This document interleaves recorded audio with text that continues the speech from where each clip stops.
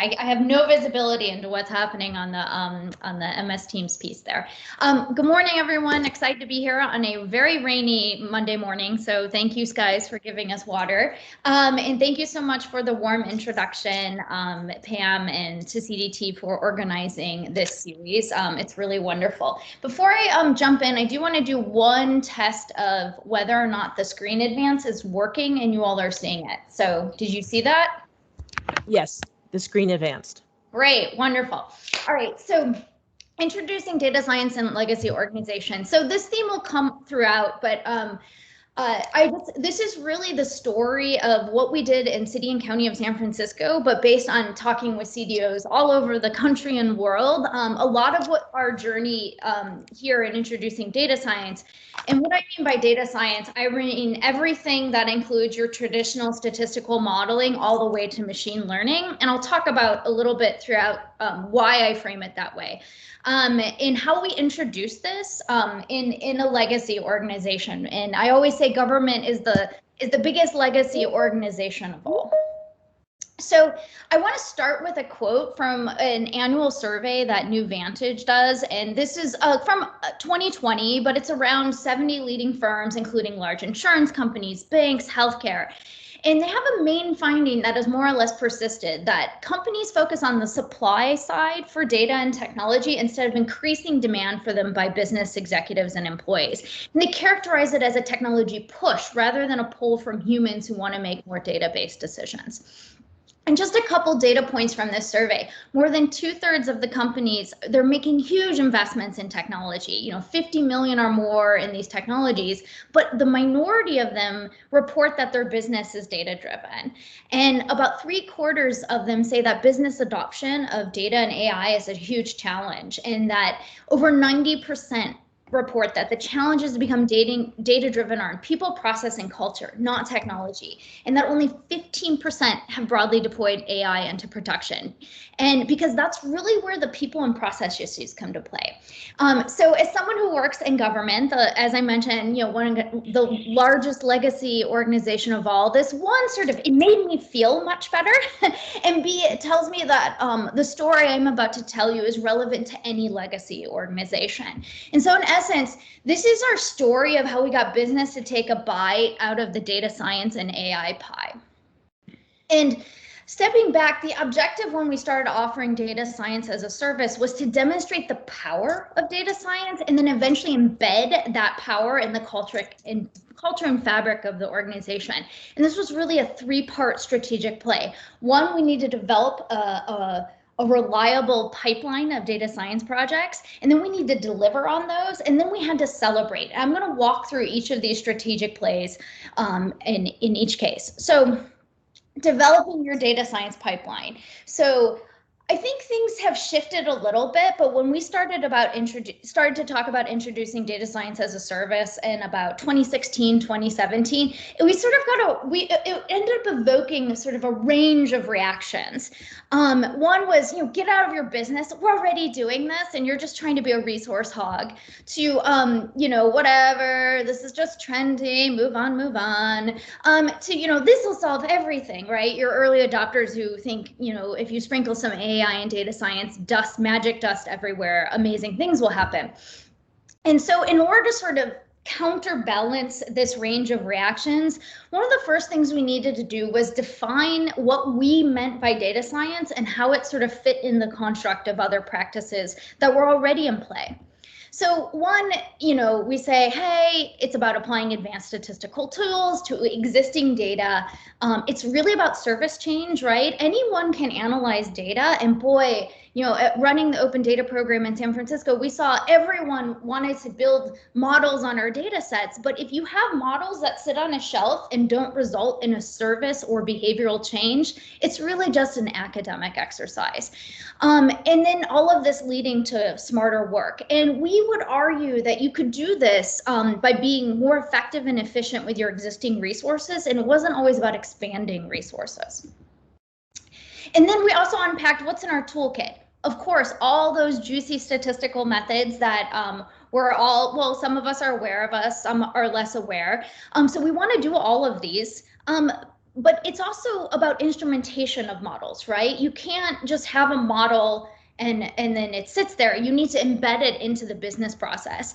And so you need a variety of tools to help you do that. But then lastly, the other thing we emphasize, which I think was very, very unique and is still pretty unique in the data science world, is user experience research. That if we're going to actually, if this is about business change and changing our processes, we need to actually understand that business really well. And I'll sort of speak a little bit about that throughout. So, you know, we sort of summarized it as what is not data science? It's about science, it's about service change, not academic research. It's often about small changes. We're not necessarily making a major overhaul or disruption. And it's often we're using existing data, right? We don't necessarily need brand new resources or new kinds of data. And sometimes we do, but we'll talk a little bit about that as well. And for the most part, we don't actually need to acquire or use new data. So once we kind of framed what is this, we actually also talked about how it complements other methods and approaches that departments might be using. But then we always ran into the next problem. And to me, this is by far the biggest challenge to introducing data science in organizations, which is what we call the truffle pig problem. And the truffle pig problem, if you're familiar with truffle pigs, they sniff out truffles, which is this rare, expensive delicacy, but they can sniff it out, according to Wikipedia, I think it's 3 to 6 feet underground. And working with municipal data officers across the country, we called this the truffle pig problem together, and we said, sniffing out a good data science problem is the single greatest barrier to the adoption. And we sort of said, you have a truffle pig problem if, one, people are asking you for dashboards. There's nothing wrong with dashboards. Dashboards can be really powerful, but dashboards are not data science and AI, right? They might be the output of a data science or an AI project, but they're not in and of itself. Also, build a data warehouse. Again, a good thing, and tying to Pam's point about data integrity, and you can introduce good steps around creating quality data through a warehouse, but again, not a data science process. And then also automating a business process. Again, you'll use technology to do that. You might have some simple algorithms, but that's ultimately not a data science project. And so we sort of struggled with this, and it wasn't just myself. I mentioned the Municipal Data Network. This was a network of about 20 major cities across the US. We all struggled with this, and the solution ended up being something called the project topology. That was initially done in New Orleans, and then we ended up iterating and modifying it in San Francisco. And essentially what it does is it articulates different project types and then gives you lots of juicy, rich examples of that project type in action. And so I'll unpack just 2 of these, and all the other ones have been drafted and documented on prior materials. So this is how it works. So imagine prioritize your backlog was one of our project types. And so in this case, you have a service issue where you have a backlog of stuff. It can be audits, it can be cases, any number of things that you have it can be, processing driver's license, right? And the business issue is that traditionally you tackle this first in, first out, and you don't know how to prioritize your backlog. So what data science comes in is we sort of create a model of past and future cases, and we use that to categorize and group your backlog. And then the service change is essentially reshuffling or treating your backlog differently based on the nature of each of the use cases. And it could be an order of risk, need, or opportunity. But the end result is that the department's addressing the high priority cases first. So what we would do is we'd sort of offer up this topology to the business, and then we give them examples. So here's an example of a prioritized backlog. Your backlog case that we actually did in San Francisco. So in this case, the service issue was every time a property is sold in any jurisdiction, you have to assess if that sale price equals the fair market value, because this becomes the basis of the taxation for the new price. And so the property market in San Francisco was super, super, super hot. And so there's a giant backlog of cases. So our property assessors were more or less overwhelmed, and it was actually affecting the city's bond ratings, right? Because it affected the tax revenues and tax flows. And property tax revenue in the city was a third of their general fund, aka the dollars that are open to be spent on a mix of things across government. So this is a huge financial issue for the city. And so we actually built them a series of models where we essentially took different property types, we combined it with property characteristics, and each of those models yielded a predicted price for every property sale in San Francisco. And we actually put this model into production, so it was a living, breathing algorithm. And what it did is it would generate the predicted price. And in the service change was to say, hey, does that sale price fall within a reasonable range of the predicted price? If it did, it went off to a quality review team that would still review. A human was still involved in the process, but assuming nothing bubbled up, they would then accept it as the fair market value and assess a new tax amount to the purchaser. If it fell out of that range, right, that was kicked over to the appraisers and a full appraisal was conducted. So we totally took this sort of flat backlog and we really changed the backlog, still human mediated in both sets. But the end result is that the very first run of the model that then, as I mentioned, was a living, breathing model, they would rerun it every 2 weeks using the updated database. But the very first run reduced the backlog by 10%, which allowed the city to immediately access 239 million in roll value, which translated into 2.8 million in tax revenue. That was the first run of the model. And they kept running the model. They also made a bunch of business process changes. And since then, they've actually eliminated the backlog of property tax assessments in the city and county. So onto the next project type. Flag stuff early, right? We had lots of fun with these names. We actually did card sorting on AI and data science stories to come up with these. And the way this project type looks at is the service question is, how do you detect something that could be happening, right? You're trying to predict a future condition, which could lead to reactive services. Let's say a student or someone's headed in a negative direction, or it could be a good direction, actually. What we do with data science is we sort of use historical and current data to create an estimate range of outcomes, range of potential outcomes. And then the service change is all about diversion or earlier action on the part of the department, leading to proactive early intervention. So this was the flag stuff early project type that we talked about. So an example of this was we had our Women, Infants, and Children program known as WIC came to us, and their service issue was that, hey, we've seen people dropping out of our program, 16% since 2011, and the completion status through age 5, which was the length of the program, only 28% were completing it, and they were just stumped. They didn't know, is it the economy? Was it, fear of signing up, right? They had no idea what was going on. And so what I want to say, first off, we're like, okay, we can answer some of this with data, but I always like to say with data science and AI, you can answer who, what, where, when, how, but you can't always answer why. And so this project was a great example of where we combined quantitative analytics with qualitative research, and I'll talk a little bit more about that. So on the data science side of things, we actually we tested many different models. We ended up finding that a tree model performed the most effectively, and it predicted with 83% accuracy who would be dropping out of the program early. And there were 3 particularly salient variables that our partners found. One was, being English speaking or not, feeding choice, and prenatal engagement. And there's a write-up, I'm not going to go into it too much. But the service change, what we learned when we took those parameters and we combined it with that qualitative research, I mentioned we actually engaged with a Google team around this.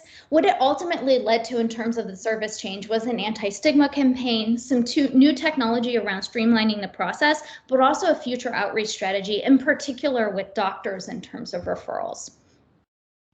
So we talked about, sniffing out good projects, but another barrier we saw to legacy adoption of technology, sort of relates to that, hey, we're already doing this, what are you doing here? And so we learned very quickly that it wasn't good to sort of beg people to work with us and how cool this would be. Instead, what we said, instead of begging people, we asked them to apply to work with us. So we want to invert that dynamic with an application process. And this is really about, leveraging concepts like scarcity and selectivity. All of that led to what we ended up calling the anatomy of a committed client. Because again, service change. You're not just doing an analysis that needs to lead to some kind of change. So you need a committed client to actually realize the insights of your data science project. So in this case, this should be obvious from the project topology. We need a problem that data science can actually solve. Otherwise, they don't need us. They don't need our particular mix of methods. But we also needed leadership buy-in to really support that change.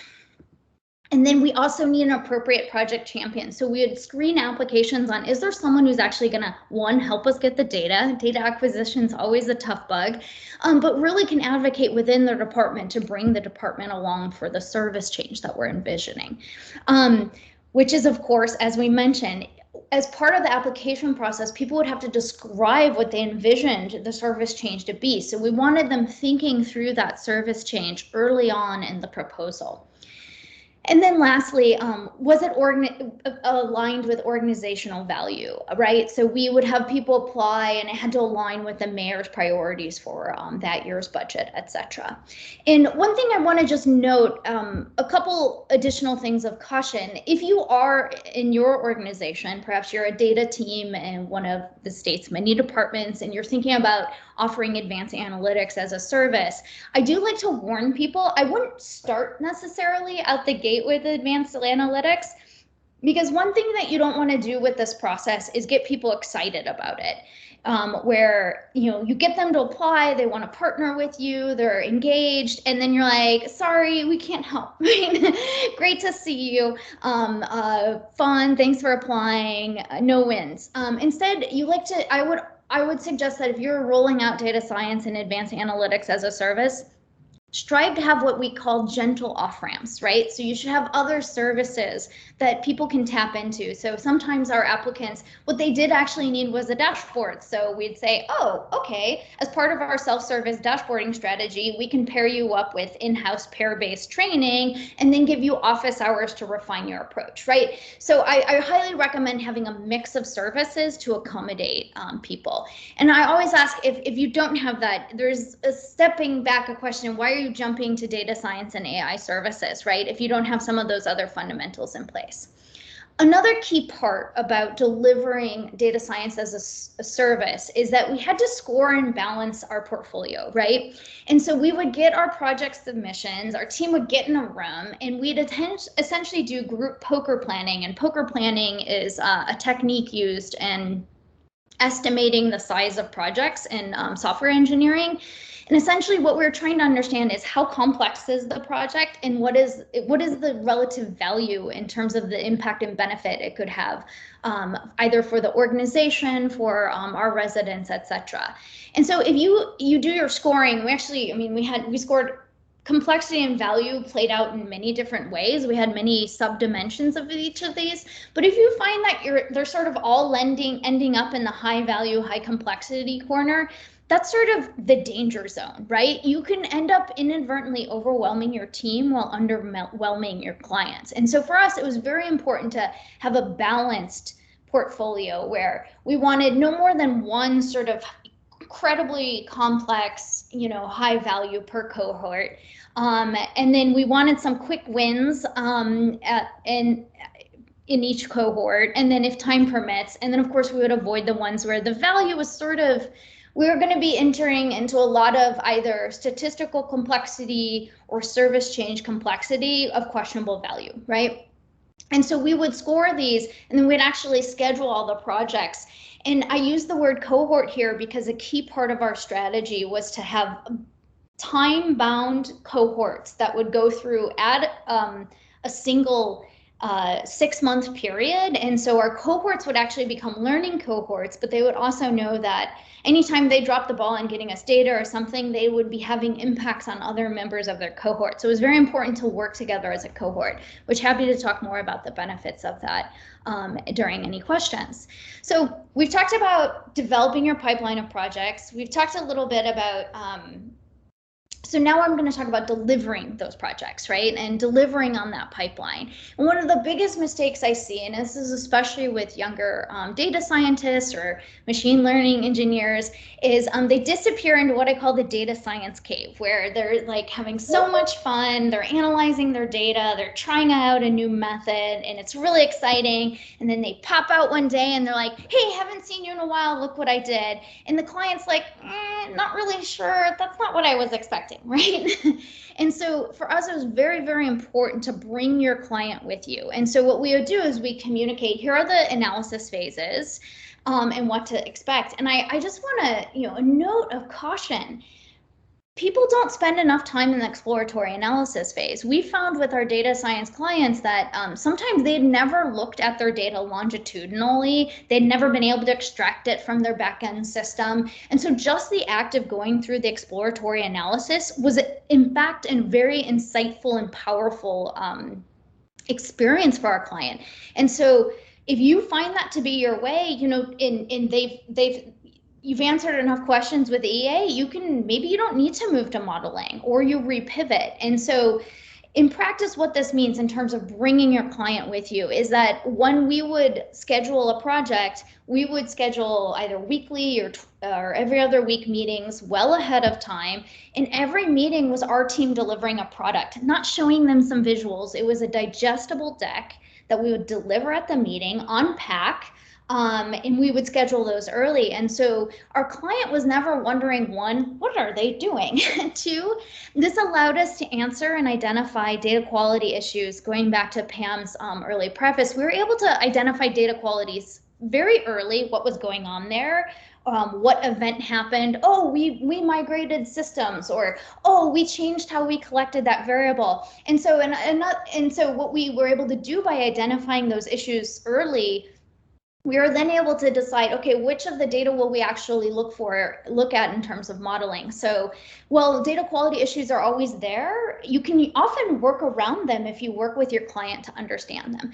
This also made sure that we were looking at the data correctly, that we were crafting the right variables, and making sure that we understood what their data meant. And it allowed us to really get in there and make sure that we were building our own confidence in our ability to understand their programmatic data. And then a huge thing, and I just don't see enough of this, I've seen a little bit in articles written about hiring translators, and this is perhaps a way of doing translation, but it's very important to budget time for user and context research, end user testing. So I'll just unpack this a little bit. And this is really about understanding the business and where and how the AI and the data science can fit into a business change, right? And so we actually developed a playbook on context and user research, and we would use this to inform our data science projects. So I told you all the story of the property assessment one.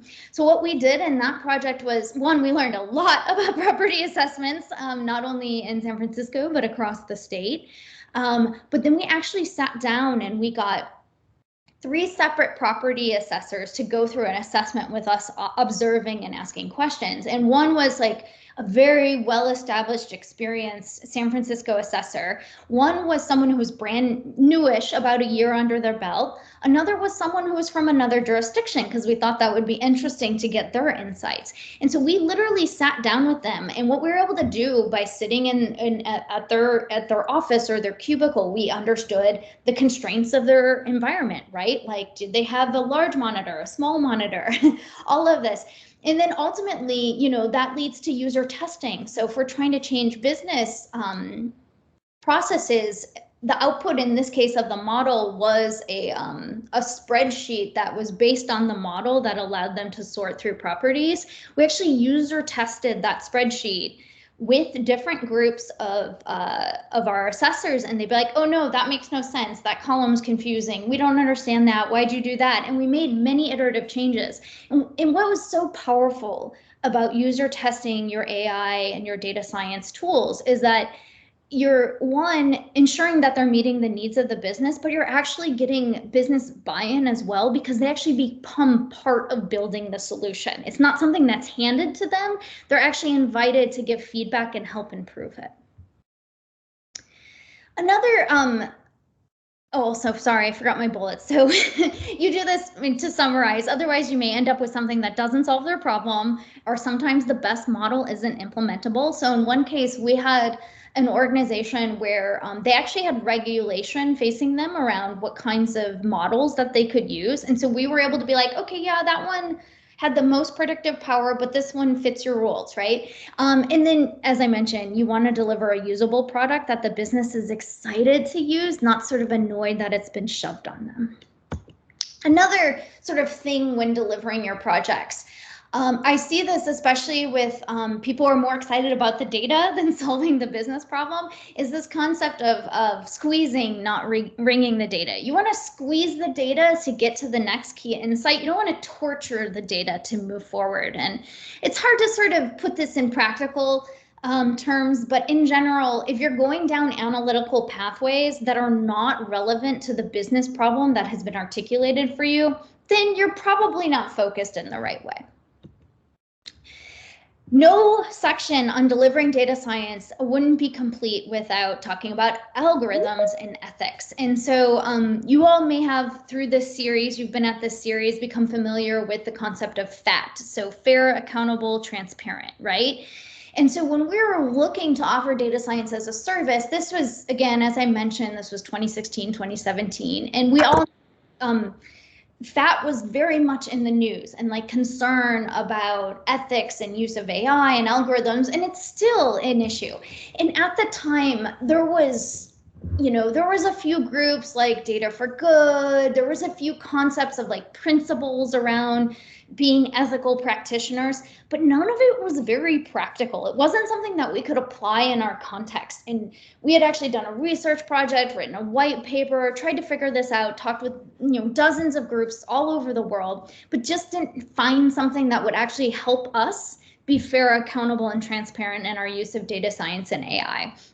So we ended up partnering with GovX, which is located at Johns Hopkins, the Ash Center, which is at Harvard Kennedy School, and then Data Community DC, which was a sort of group of data science practitioners at the time. And so what we did is we worked it took us about 10 months, 8-10 months, I can't remember. And we actually ended up working together tightly on something called the Ethics and Algorithms Toolkit. And it's actually available online. You can go check it out.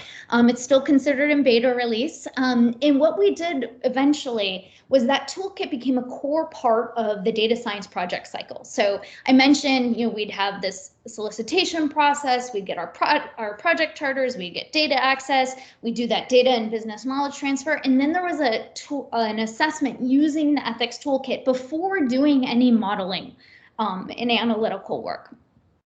And then there was this iterative analysis piece, and I didn't get a chance to fully talk about this, but the reason we were very iterative in our analysis was because we need to dial into that service change. And so sometimes you start out here and then you would slowly dial in. But the point is that after a lot of that analytical lift was done, it was about going back and revisiting the toolkit. And I should say that this, the full adoption of the toolkit got published and then I actually left. So I'm reflecting a little bit about the process that happened after I left. And then final model handoff, and then document, disseminate, and present. We'll talk a little bit about that momentarily. But just to give you a little preview of the toolkit, and as Pam mentioned, we're doing a workshop, and we're actually going to be using this toolkit and finding out what and where and how it could be used at the state of California. But a quick preview is that, one, you want to ask, what is the scope of impact? If we're introducing an algorithm, whether it be machine learning based or a statistical model, we're still changing the decision-making process of some sort of impact. And that is, who, what, and where is impacted, right? And in what way, right? Is it access to services? Is it financial? Is it emotional? Is it intellectual property? Is it physical safety? And so it's really, it's getting you to think about who, what, where will be impacted and in what ways, right? And it was important for us to note that it wasn't just about the target of an algorithm. It's that target, and say it's a person. That person, are they part of a family? Do they live in a community or in a set of service systems? So we encourage people to identify the primary, secondary, and then unexpected and unintended consequences. And then the scope of impact, which was really a function of degree and scale. So is this like a little impact or is it a big impact? And then does it affect some people or does it affect everybody, right? And so something that is a minor degree for a substantial number of people, that's sort of a limited, narrow scope in terms of the scope of the algorithm. In addition to impact and scope, we also wanted to say, is your use of the data appropriate, right? Is this, and we sort of we broke out appropriate in a few different ways. So one, is it consistent and compatible with the original purpose with which it's collected, which could be anything from like, yes, definitely, to not sure, to like, oh, maybe questionable, to no, definitely not compatible. And then how would people react? What's the reputational risk of using the data in this way? And so if you're in this zone, you are in the danger zone. Like, should you even be using data science in this arena? Also, in government, accountability is a huge piece, right? What are the accountability risks of something? And so we thought about this in a couple different ways. One was level of automation, right? Is something fully human mediated? Is it algorithm mediated? Or is it algorithmically determined, right? And that level of automation actually affects the accountability calculus, if you will. Also, how explainable is it, right? Is it easy to explain? Is it something where it takes a little work and then people get there? Or is it just like, oh my God, I'm not gonna get this, right? Is it too overwhelming? And also, can we audit it, especially if we're outsourcing or we're using something in a way through another organization? If we can't access how that decision is being made, that's potentially problematic, especially in a government entity where we sort of have a duty of care to understand what's happening. And so, something that's, completely algorithmically determined, but very explainable and auditable, there's definitely risk and you need to mitigate it, but it's a different calculus if you were all over on the other side. And of course, not last, but certainly not least, is we wanted to talk about and help people walk through understanding both technical bias, and for us, bias is really about, is it representing the population of interest, right? And so it's this representation bias. And, this particularly when you're borrowing, like, for example, machine learning algorithm, like we ask questions about like, what was the training data? What was the training data used for? Was it in a different geography? Does that hold up here? But then also historical bias. Has this data been traditionally used to harm certain groups of people? In what way? Or has it been collected in a way that has been harmful? And you really need to factor in both of these sources of potential bias in terms of moving forward with something. So I always like to end on a couple notes when I talk about, so the Ethics and Algorithms Toolkit was essentially, it was a risk management framework. And I always, whenever I'm talking about risk management, I like to point out a couple things. One is that we're talking about things that are in some cases inherently uncertain, both because technical things are shifting and social mores and norms are also shifting. Zero risk is essentially never possible. There's no such thing. It's about balancing trade-offs and saying, compared to what? And that's where really policy and practice and things like the toolkit come into play and help us balance that risk with benefit in a way that is reproducible and documentable. Because I always like, you don't want to end up like this kid, right? So this kid's parents, they are protecting him from a very particular kind of risk, which is, I guess, physical risk from falling. But this child is in for a pretty rough time in his middle school years from perhaps verbal risk, right? So we've talked about developing a pipeline. We've talked about delivering on a pipeline of projects. Now I'm going to talk about celebrating your data science pipeline and why celebration is such an important part of the process, especially when introducing new approaches and new methods across an organization. And so I'm a big fan of demo days, right? Wrapping it all up with a bow tie. And a demo day, it really celebrates success, empowers your client, and brings closure to the project, right? So I mentioned we worked in 6-month cohorts thereabouts. And by signing up to work with us, they knew that there would be a demo day. And so they were just as vested and interested in us of having like a really great story to tell about what this project did for them. And it just, that sense of closure is so powerful.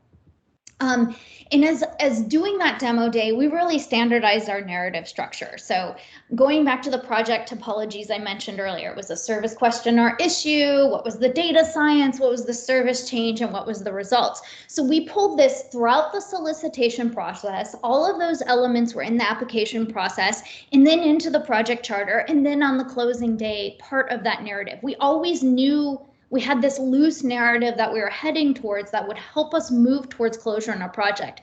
A lot of data science projects, they never get to that service change, or they get stuck in sort of an analytical funnel, and this really helps bring you there. And I'll just note, when we would present, that our team we would just briefly step in and briefly describe as little as possible the data science piece, and then our clients would actually present the rest of it, and we'd help them build and fashion the deck and the story. Which leads me to think kindergarten, not death by deck, right? We wanted a compelling story, and the narrative structure helped us go through that story. So each of our client presentations would only be 8 to 10 minutes. So it was like very fast, hear the story, move on. And then we would get visual, but not in that data viz kind of way, right? This wasn't like, oh my God, another bar chart, another time series, oh my dear, right? We would often throw away all of our briefing deck visuals, and we'd actually come up with novel visuals that actually told the demo day story in a way that was accessible to our audience and regardless of background. And just a few resources on storytelling. This is a great online class, Tell Stories with Data. And then, Dan Rome has tons of books. This is a great, simple one that can be very powerful. And then lastly, we really wanted to showcase your work so potentials can discover it. So we would replicate the sort of narrative that was done in the decks, and we'd write little simple articles on them, and then wherever possible get client testimonials. And the whole point of demo day and showcases was about really fostering what I called the virtuous solicitation cycle. So new projects, you tell a story, new clients, you get new projects, right? And we would actually, on our next waves of solicitation with the application process, we would have former clients come in and speak to our potential future clients about what it was like to work with us and partner with us. If you want to learn more about this approach to managing data science in government, we actually ended up authoring a 4-part blog. Check it out. Happy to hear and get your feedback. I want to briefly wrap up with stepping back and putting this in the context of the statewide data strategy, which is available online. And the statewide data strategy is really structured around the analogy that we need to equip ourselves to navigate the data landscape. So we need to build the data roads, right? We can't use data if we can't access it, right? And most of our data is stuck in back-end silos, and we're sort of like the US before the interstate highway system, right? Much like we can't imagine, the I-10 stopping at each state border, you get on an off-ramp, you take a secondary road, and then you pick up the I-10. No, that's not how our interstate highway system works. But unfortunately, that's how our data systems work, right? They're all in isolated buckets. However, if you're going to streamline and have greater data access, that means you really need to craft the rules of the road. And so you need stop signs, you need yields, you need slowdowns and speed limits. Is it appropriate to share that data? Is that okay to share that data? And that's why we have things like the interagency data exchange agreement. But also, back to Pam's earlier comment about data quality. If you're collecting race ethnicity one way, but someone else is collecting it a different way, how should you combine that data, especially when you're pulling data from other systems? So lots of work to be done around crafting the rules of the road. And then lastly, we need to boost the drivers and the transit riders, of course. And really the talk that I've given today is around we have to do those other things. The first two are, as from the top of the hour, the supply of data. This last one's about the demand for data and ensuring our business, our various organizations across the state know what are the right questions that they should expect and ask of their data and their programs. And I want to reflect a little bit on what I see as sort of the limitations of data maturity models out there. They sort of, almost every data model, maturity model I see, whether it's coming from the world of consulting or, just if you just Google data and maturity models and you go to the images, you just see this shape of like, well, it all goes like this. It's like, oh, and then we will be amazing users of data if we get to ML AI. And I'm like, well, no, I don't like that model. And instead, I'm going to offer a different model. And this is the model that I'll be sort of pursuing and framing as we build out the services in CalData. And so the first step of the model is a little bit like that maturity curve, but I call it step one, get your data house in order, right? And this is about, moving through level one, if you're at level 1, or level 2 to level 3. And this is, everything from level 1, data void. This is a little facetious. I don't think anyone's in data void, right? Where you can't answer even basic questions about your programs and services. But we do want to get out of the data fire drill. I think a lot of departments are in the data fire drill where you have to sort of scramble to answer these core questions. All of us should be working to get to level 3, data on demand, where all of your existing data, your measures, your KPIs, it's available on demand. All your mandatory reports are automated, right?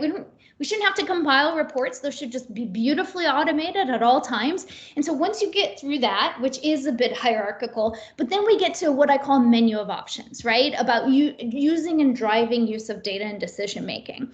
It's really about defining your business need and selecting the right approach. Maybe you need more of a performance management where you have a few KPIs where you're like, whoa, we need to get those up a level. How are we going to do that? And it's really about, business process changes, or identifying, issues in a pipeline or something.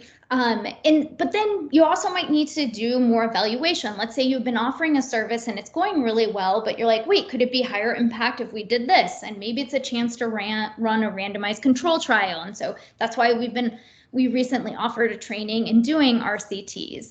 And I always say, if you can do an experiment instead of going into the world of modeling, because it's so clean. I'm married to a scientist. I'm so jealous that he just gets to do experiments, right? The statistics is a lot simpler with experiments. And then, of course, if appropriate and when it makes sense, and you have a business question that's right for it, move into advanced analytics. And I put statistical modeling, AI, ML, I put this all in this bucket because with any of these projects that I've mentioned that we've worked on in the past, you actually want to play the different approaches off of each other. And it's really around developing new insights or new decision tools. And so you really want this sort of repertoire of methods that you can use and apply appropriately.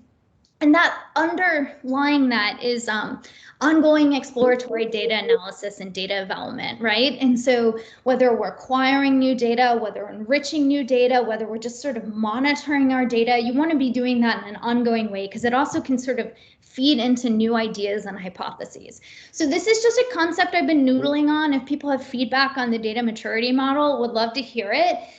But we would like to iterate on this with feedback, and we'll be sort of pursuing the kind of data competencies we want to encourage and build out across the state using this kind of model.